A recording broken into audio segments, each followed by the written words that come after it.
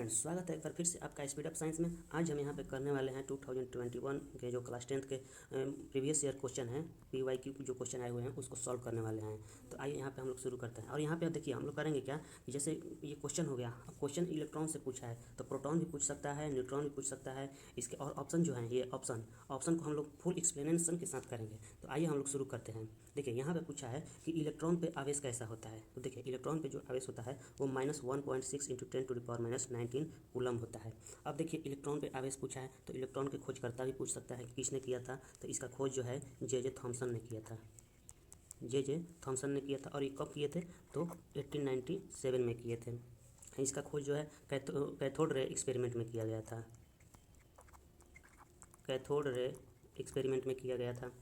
अब देखिए इस पे चार्ज तो पूछ ही लिया। अब देखिए इस पे मास भी पूछ सकता है कि मास इसका कितना होता है। तो इसका जो है मास होता है वो आपका 9.109 × 10⁻31 kg में होता है। अब देखिए यहाँ इलेक्ट्रॉन की बात तो हो गई। अब यहाँ से जो क्वेश्चन बन सकता है वो प्रोटॉन का भी पूछ सकता है। तो आइए हम लोग प्रोटॉन का भी देख सकते हैं। अब देखिए प्रोटॉन की बात करें तो प्रोटॉन का जो खोज हुआ था, प्रोटॉन का खोज हुआ था 1886 में हुआ था। और इसका खोज किसने किया था तो वो थे हमारे वैज्ञानिक गोल्ड स्टीन ने किया था। अब देखिए यहाँ पे खोज तो हो गया, बच्चे का जन्म तो हो गया। अब बच्चे का जब जन्म होता है उसका नामकरण भी तो किया जाता है। तो देखिए इसका जो नामकरण किए थे वो थे अर्नेस्ट रदरफोर्ड थे। अब देखिए इसकी चार्ज की बात कर लें तो इसका चार्ज जो होता है 1.6 × 10⁻⁻19 कूलम होता है।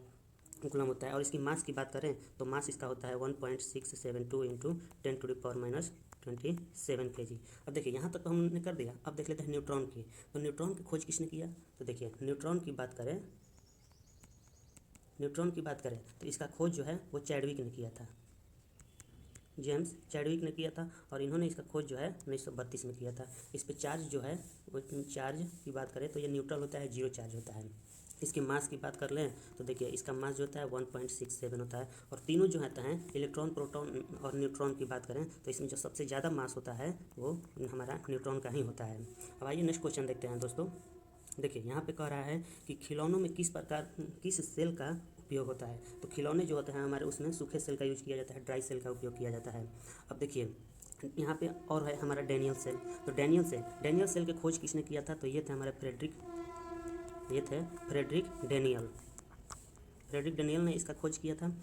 देखिए इस पे जो हमारे एक तो जिंक होता है और एक यहाँ पे आपका हो जाता है कॉपर। अब देखिए जो जिंक होता है हमारा, ये होता है हमारा एनोड की भांति कार्य करता है। कैथोड जो है वो कॉपर जो है हमारा कैथोड की तरह कार्य करता है। और जिंक पे जो हमारा होता है यहाँ पे ऑक्सीकरण होता है।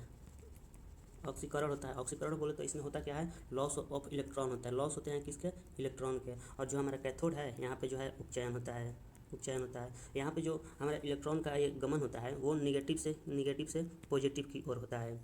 तो आइए हम लोग अब नेक्स्ट क्वेश्चन देखते हैं। नेक्स्ट क्वेश्चन इसी में अब देखिए हमारा सूखा सेल हो गया, ये डैनियल सेल हो गया। अब देखते हैं सौर सेल क्या कह रहा है। तो देखिए सौर सेल क्या करता है, ये फोटोवोल्टिक इफेक्ट पर काम करता है। किस पे, फोटोवोल्टिक इफेक्ट पर वर्क करता है। फोटोवोल्टिक इफेक्ट पर कार्य करता है। और इसमें देखिए होता क्या है कि इससे जो है ना ये फोटोवोल्टिक कार्य करता है। अब ये जो है सूर्य से एनर्जी प्राप्त करता है। सूर्य है इससे जो है एनर्जी प्राप्त किया और इससे जो है ना हमारे बैटरी लगे होते हैं और यहाँ से इसको चार्ज होता रहता है। तो यहाँ से हमें जो है एनर्जी मिलती रहती है। आइए नेक्स्ट क्वेश्चन देख लेते हैं दोस्तों। अच्छा देखिए सूखा सेल, सौर सेल के बारे में और जानकारी देख लेते हैं हमारे।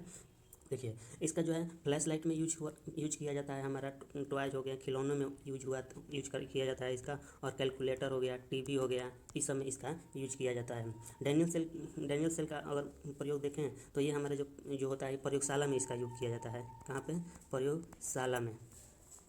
तो अब आइए नेक्स्ट क्वेश्चन देखते हैं दोस्तों। देखिए क्वेश्चन नंबर 3 कह रहा है कार्य करने की क्षमता को कहते हैं। तो कार्य करने की क्षमता को ऊर्जा कहते हैं। अब देखिए यहाँ पे हम एक और चीज़ देख लेते हैं कि ऊर्जा का मात्रक क्या होता है। एसआई मात्रक इसकी बात करें तो इसका एसआई मात्रक जो होता है हमारा ऊर्जा के एसआई मात्रक जो है वो होता है जूल। और ये किसका होता है, ये कार्य एंड ऊर्जा का दोनों का भी होता है जूल। अब देखिए इसका एसआई मात्रक तो देख लिए। अब देखते हैं सीजीएस मात्रक इसका देख लेते हैं। तो सीजीएस मात्रक इसका जो होता है और होता है। अब देखिए यहाँ पावर की बात कर लें, पावर शक्ति का देख लेते हैं। तो शक्ति का हमारा जो एसआई मात्रक होता है तो वो होता है हमारा वाट। इसको W से लिखते हैं। अब देखिए ये वाट होता है क्या है, तो ये होता है आपका जूल प्रति सेकंड होता है वाट। अब आगे देख लेते हैं इसमें, अच्छा बल भी है, बल का भी देख लेते हैं हम लोग। तो ये बल का जो है एसआई मात्रक जो होता है हमारा वो न्यूटन होता है, न्यूटन होता है। और सीजीएस में देखेंगे, इसका सीजीएस मात्रक देखेंगे तो वो हो जाता है आपका डाइन। और एक डाइन बराबर होता है, एक डाइन बराबर होता है 10⁵ न्यूटन। अब देखिए दोस्तों आगे हम लोग क्वेश्चन देख रहे हैं, नेक्स्ट क्वेश्चन पे आते हैं। देखिए यहाँ पे कह रहा है कि निम्न में से कौन विस्थापन अभिक्रिया है। विस्थापन अभिक्रिया कहता है कि जो ज़्यादा रिएक्टिव होता है वो लेस रिएक्टिव वाले को हटा देता है वहाँ से। तो अब देखिए हम लोग यहाँ पे देख लेते हैं, Fe है, यहाँ पे CuSO4 कॉपर सल्फेट है।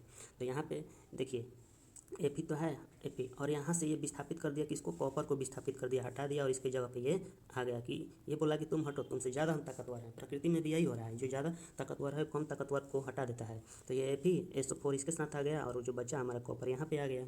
तो ये जो है हमारा जो है ना विस्थापन अभिक्रिया होगा, विस्थापन अभिक्रिया होगा। अब देखिए ये क्यों नहीं होगा, ये क्यों नहीं होगा, तो ये भी विस्थापित तो किया है, सोडियम जो है NaCl के साथ आ गया, लेकिन सोडियम के साथ एक और तो है, OH भी तो है लगा हुआ है। तो ये डबल डिस्प्लेसमेंट में आ जाते हैं ये लोग। तो यहाँ पे जो हमारा जो आंसर होगा वो करेक्ट ये होगा। ये देखिए जो है ना ये विखंडन अभिक्रिया है, क्यों है, क्योंकि CaCO3 दो पार्ट में बट गया है यहाँ पे ये। और यहाँ पे देख ले रहे हैं हम, देखिए ये संलयन अभिक्रिया में आ जाता है, क्योंकि दो है यहाँ पे ना, दो है और ये मिलकर एक प्रोडक्ट बना रहा है। तो ये यहाँ पे आ जाता है हमारा संलयन अभिक्रिया हो रहा है, ये कंबाइंड हो रहा है, इसलिए संलयन अभिक्रिया हो जाता है। आइए नेक्स्ट क्वेश्चन देखते हैं दोस्तों। देखिए यहाँ पे कह रहा है कि सिल्वर क्लोराइड का रंग होता है। तो देखिए सिल्वर क्लोराइड का जो रंग होता है वो जो है सफ़ेद होता है। और यहीं पे अगर बात कर लें सिल्वर आयोडाइड का, अगर बात करता है यहाँ पे पूछ रहा है कि सिल्वर आयोडाइड पूछ लेता है आपको, आयोडाइड, तो ये जो है आपका पीला पदार्थ होता है। कैसा होता है, पीला पदार्थ होता है सिल्वर आयोडाइड।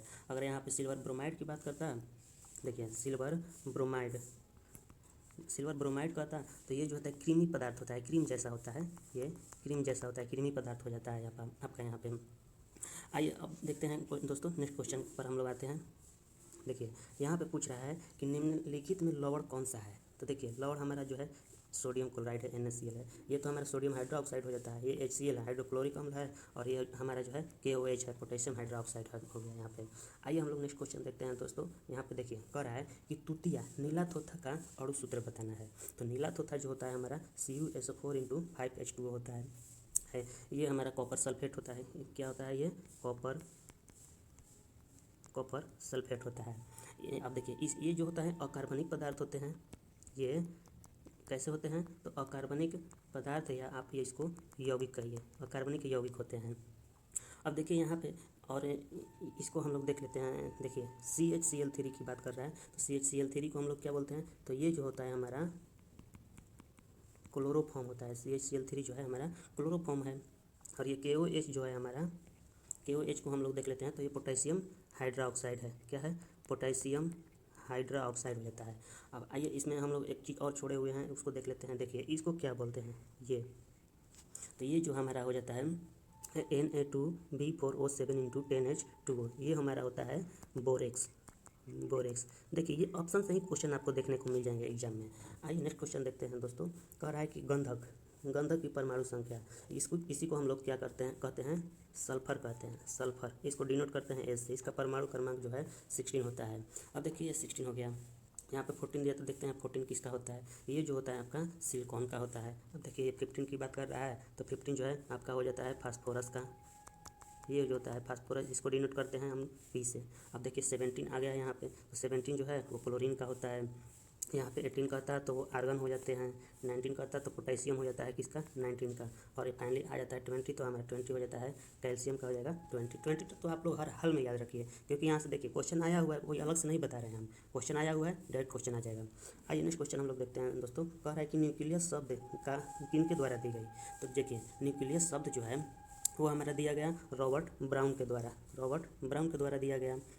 न्यूक्लियस होता क्या है, तो ये जो जैसे हमारा ये कोशिका हो गया, न्यूक्लियस क्या होता है, जो केंद्रक होता है, नाभिक कह रहे हैं, कोशिका का जो केंद्रक होता है इसी को हम लोग बोलते हैं न्यूक्लियस बोलते हैं, यही हमारा न्यूक्लियस होता है।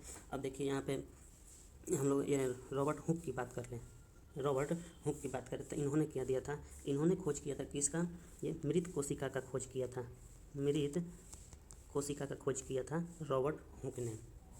अब यहाँ पे रॉबर्ट हुक या ल्यूवेन हुक की बात करें, मृत कोशिका हो गया, तो ल्यूवेन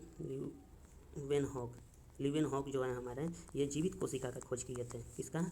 तो जीवित कोशिका का खोज किए थे। आइए नेक्स्ट क्वेश्चन देखते हैं दोस्तों। देखिए यहाँ पे कह रहा है कि पौधे में भोजन किस रूप में जमा होता है। तो देखिए जो पौधा है हमारा, उसमें भोजन जो जमा होता है वो होता है आपका स्टार्च के रूप में जमा होता है। और ये स्टार्च देखिए, वो भोजन जो पौधों की पत्तियों में जमा होता है, स्टार्च जो क्या करता है, भोजन जमा करता है, कहाँ पे? पौधों में, पौधों के पत्तियों में जमा होता है, वो स्टार्च के फॉर्म